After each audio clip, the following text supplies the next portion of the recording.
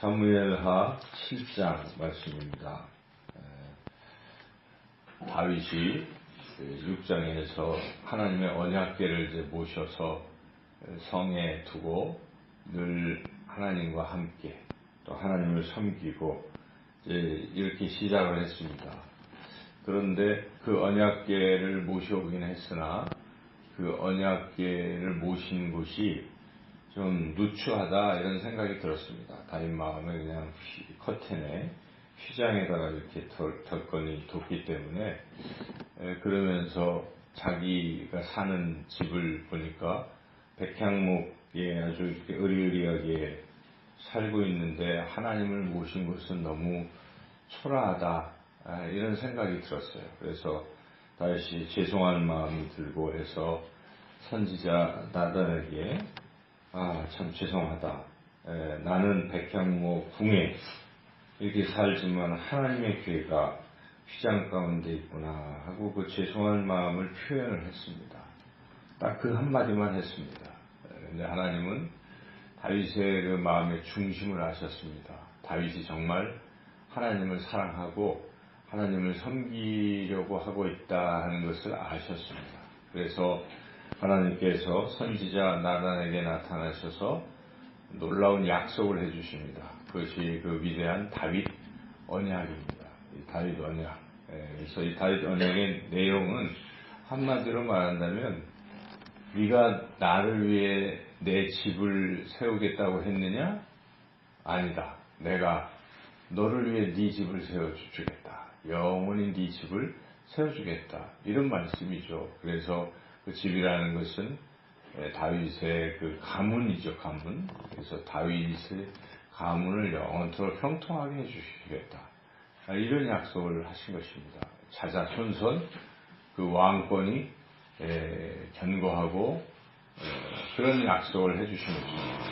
그래서 그 다윗의 후손을 통해서 하나님께서 독생자 예수 그리스도를 보내신 것이죠. 그래서 얼마나 하나님이 다윗이 마음에 드셨는가. 다윗은 하나님의 마음에 합한 사람이라고 하지 않습니까? 그 많은 인류 가운데에 하나님께서 다윗을 꼭 집으신 것입니다. 그래서 다윗을 통해서 하나님이 이 땅에 오신 것이죠. 그분이 우리 예수님이신데 그 약속을 지금 여기서 하신 거예요. 하나님께서 이렇게 다윗에게 내가 네 집을 영원토록 견고하게 할 것이요 내가 너를 통해서 내 씨를 네 씨지만 그것이 바로 내가 보낸 아들이다. 이런 약속을 하시는 것이죠. 그래서 여기 12절 13절 같이 한번 읽어보겠습니다. 네 수완이 차서 네 조상들과 함께 누울 때에 내가 네 몸에서 날 네 씨를 네 뒤에 세워 그의 나라를 견고하게 하리라. 그는 내 이름을 위하여 집을 건축할 것이요 나는 그의 왕위를 영원히 견고하게 하리라. 물론 여기서 일단은 솔로몬을 말하고는 있지만 이게 이제 결국 이 약속은 영원한 그런 약속이기 때문에 곧 예수 그리스도를 예표하는 것이다. 이렇게 볼 수가 있죠. 그래서 마지막에 아니라 그 약속 끝에 16절 또 한번 읽어보겠습니다.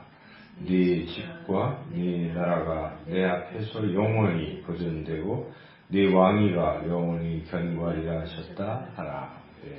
실제로 다윗의 왕위는 끝나지 않습니까?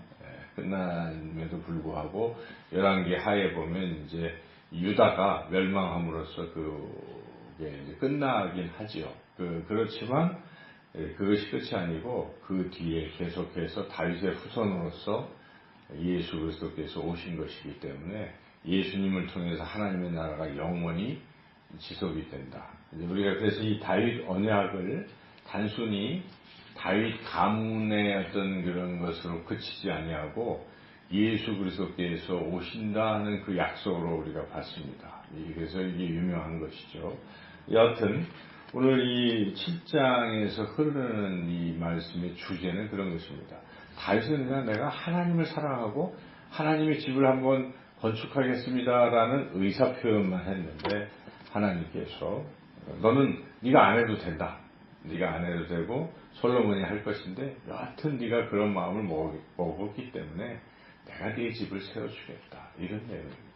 그래서 저는 이 말씀을 묵상하면서 우리는 참 작고 보잘것없지만 우리가 그래도 하나님을 사랑하는 그런 마음, 신용이라도 해도 하나님은 그걸 귀하게 보시고 놀라운 복을 주시는 것이죠. 근데 반대로 우리 마음 자체가 하나님에 대해서 인색하고 내 것만 자꾸 생각하는 스타일이라고 한다면 이러한 다윗이 받는 이런 복을 받기가 어려운 것이죠. 예를 들면 사무엘 우리가 읽었지만 사무엘 상에 보면은 그 엘리 제사장이 그 엘리 제사장의 두 아들 홈리와 비느하스가 하나님을 우습게 여겼잖아요. 하나님을 우습게 여기고 자기가 제사장인데도 가서 이렇게 막 갈풀이 같은 걸로 끌어갖고 하나님의 것을 자기가 도둑질하고 또 하나님의 성전을 음란한 짓을 함으로써 더럽히고 이런 행위들은 하나님을 우습게 경홀히 여기는 것인데 그때 대해서 하나님 말씀하시거든요. 엘리 제사장에게 네가 나를 경멸히 여기면 나도 너를 경멸히 여긴다. 여기는 반대예요. 하나님을 존중히 여기는 사람은 하나님은 놀랍게 이렇게 존중히 여겨 주신다. 이것이 우리가 복을 받는 원리입니다. 다른 게 아닙니다. 우리 하나님은 우리가 10으로 드려도 하나님은 놀라운 무한대로 주시는 하나님이시라는 것이죠. 그래서 우리 작은 헌신에도 하나님은 기뻐하시고 이런 복을 주신다는 것입니다. 여러분 우리가 자녀들을 키워보면 우리가 자녀들에게 다 주잖아요. 그런데 그 자녀가 뭐 조그마한 것이라도 나를 위해서 부모를 위해서 뭘 좀 하면요 그게 그렇게 감격이 되는 거예요. 감동이 되면 그 부모가 그 자녀에게 어떻게 되게 하겠습니까? 더 많이 주려고 하지 않겠습니까? 하나님 아버지의 마음이 그런 것입니다. 우리가 작은 마음이라도 하나님을 정말 사랑하고 하나님 중심의 그런 삶을 산다면 하나님께서 놀라운 복을 우리에게 더하여 주실 줄로 믿습니다. 오늘 본문에서 특별히 우리가 또 하나 주목할 만한 것은 왜 하나님은 다윗이 그 성전을 건축하겠다고 하였음에도 불구하고 성전 건축을 못하게 하셨을까 하는 것이죠. 그것은 여러 가지 이유들을 찾아볼 수가 있는데 오늘 본문에 보면 우선 첫째 하나님은 이런 성전에만 머무시는 분이 아님을 알려주시려고 한 것입니다. 그렇습니다. 하나님은 무소부재하신 편재하신 두루두루 모든 곳에 계신 분이 우리 하나님이십니다. 그래서 단지 성전에 하나님을 가둘 수가 없는 것이죠. 그것을 알려주시고 여기에 보면 내가 뭐 이렇게 집에 있겠느냐 이런 말씀으로 먼저 하시는 것이고 이스라엘 백성들에게 알게 하시는 것입니다. 하나님은 성전을 건축하지만 성전에만 있는 하나님이 아니요 너희들의 삶 가운데도 함께한다. 어디 너희들이 가든지 내가 너희와 함께하고 너희를 도와줄 것이다. 어디 가든지 너희들은 나를 섬기고 살아라. 이제 이런 말씀이죠. 첫째, 그래서 성전 건축을 일단은 연기시키는 것이죠. 그걸 깨닫게 하려고. 두 번째는 또 현실적으로 하나님 보시기에 지금 전쟁도 치르고 백성들을 생각하신 것입니다. 백성들이 성전을 건축하는 게 얼마나 힘들겠습니까? 노역을 해야 될 것이고 뭐 헌물을 드려야 되고 이런 형편 사정을 하나님 생각하셔서 일단은 솔로몬 때에는 전쟁이 없잖아요. 그래서 부귀와 이런 게 많이 재물이 쌓이고 여력이 생긴 그 타이밍이 있다는 것이죠. 그래서 하나님의 때를 하나님이 결정하신 측면. 또 이제 여기에 나오지 않지만 우리가 역대기를 보면은 이게 나와 있어요. 또 다른 이유는 다윗이 전쟁을 통해서 이 손에 피를 묻혔기 때문에 피를 묻힌 자가 어떻게 평화스러운 하나님의 이 평화를 상징하는 성전을 건축할 수 있겠느냐 하는 것입니다. 그렇지 않겠습니까? 막 전쟁과 뭐 이런 걸 통해서 해놓고 평화를 상징하는 것을 만든다면 사람들이 그것을 받아들이겠습니까? 또는 이렇게 생각할 것입니다. 이런 식으로 무력으로 일단 쟁취를 한 후에 평화를 선언하면 되겠구나.